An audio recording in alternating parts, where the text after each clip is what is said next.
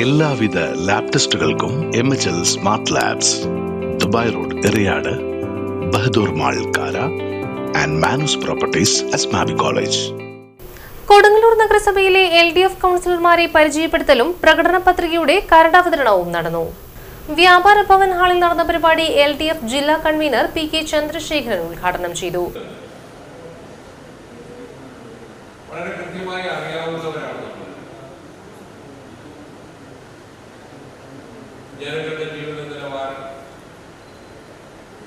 ആരോഗ്യരംഗത്തെ വിഷയങ്ങൾ, യാത്രാ സൗകര്യങ്ങൾ, വിദ്യാഭ്യാസ രംഗത്ത് ഇടപെടേണ്ടത്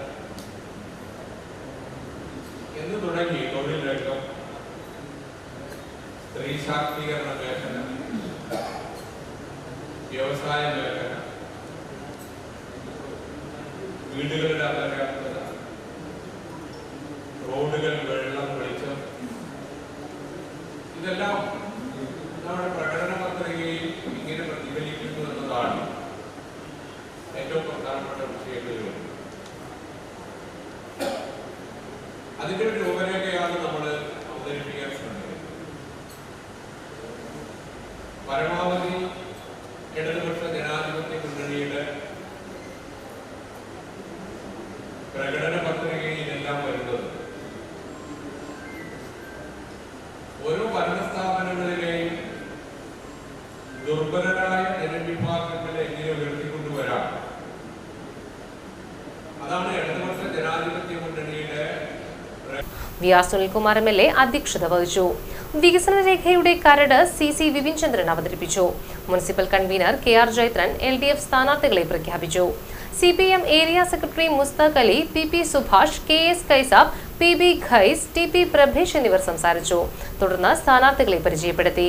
പ്രകടന പത്രിക തയ്യാറാക്കുന്നതിന് വേണ്ടി വിവിധ വാർഡുകളിൽ പൊതുജനങ്ങളിൽ നിന്നു ലഭിച്ച നിർദ്ദേശങ്ങളും വികസന സെമിനാറിൽ വന്ന നിർദ്ദേശങ്ങളും സംയോജിപ്പിച്ച് LDF പ്രകടന പത്രിക തയ്യാറാക്കും. അടുത്ത ആഴ്ച പ്രകടന പത്രിക പുറത്തിറക്കും.